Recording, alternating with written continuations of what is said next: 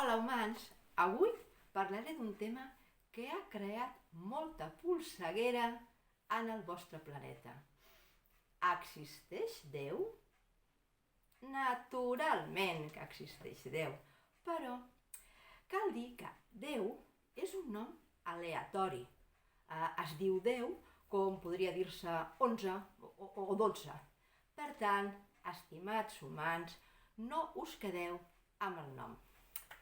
Començaré dient que actualment existeixen 1.354 planetes i els seus habitants no s'assemblen un borrall els uns als altres. Per tant, si Déu ens ha creat a la seva imatge i semblança, com es justifica aquest desgavell? Quina és la imatge de Déu? Nosaltres tenim la resposta. Déu, com tots els éssers vius, està en evolució permanent. I aquí és on rau la veritable màgia. Sí, humans, l'univers és pura màgia. Déu, a mesura que ha anat evolucionant, ha anat creant éssers cada vegada més perfectes. Podríem dir que tots som assajos de Déu. Mireu, Déu, quan era petit, tenia forma de selenita i va crear els selenites. Amb el pas dels mil·lennis, Déu ha anat evolucionant i ha pogut crear realitats més complexes. Segons consta en els annals intergalàctics, cap als 50 anys i arran d'un fort cop a la closca, a Déu se li va dividir el cap en dos i va crear una raça amb dos caps.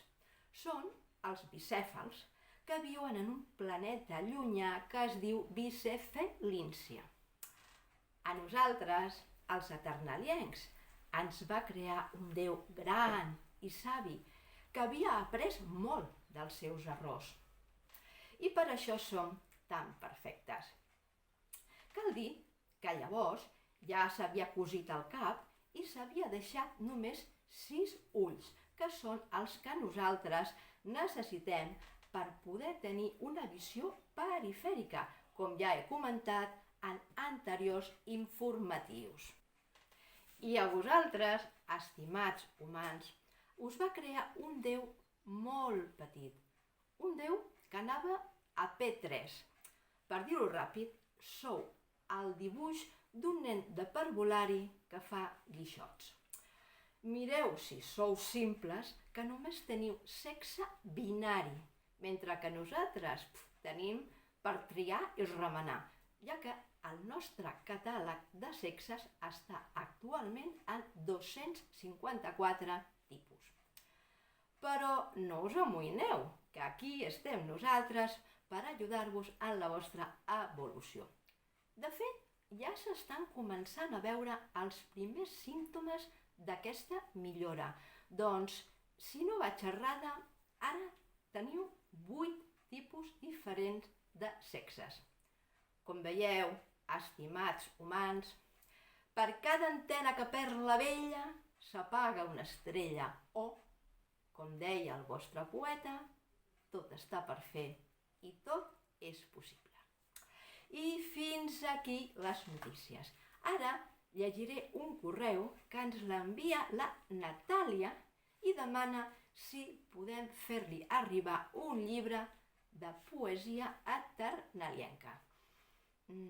Mira, Natàlia, clar que sí que te l'enviarem. I en versió bilingüe, eternalienc-català. I també hi afegirem un manual de transcripció fonètica per tal que puguis pronunciar la poesia tal com sona en eternalienc. De fet, fins i tot ens estem plantejant de fer cursos online d'eternalienc. Pel que fa al lliurament, te'l farem arribar via plat volador. Estigues atenta i deixa les finestres obertes. Bé, això és tot, humans. Ja sabeu que podeu enviar els vostres suggeriments i preguntes a plademillores@aternalia.etl. Teresa Barba, Aternalia. Aternalia.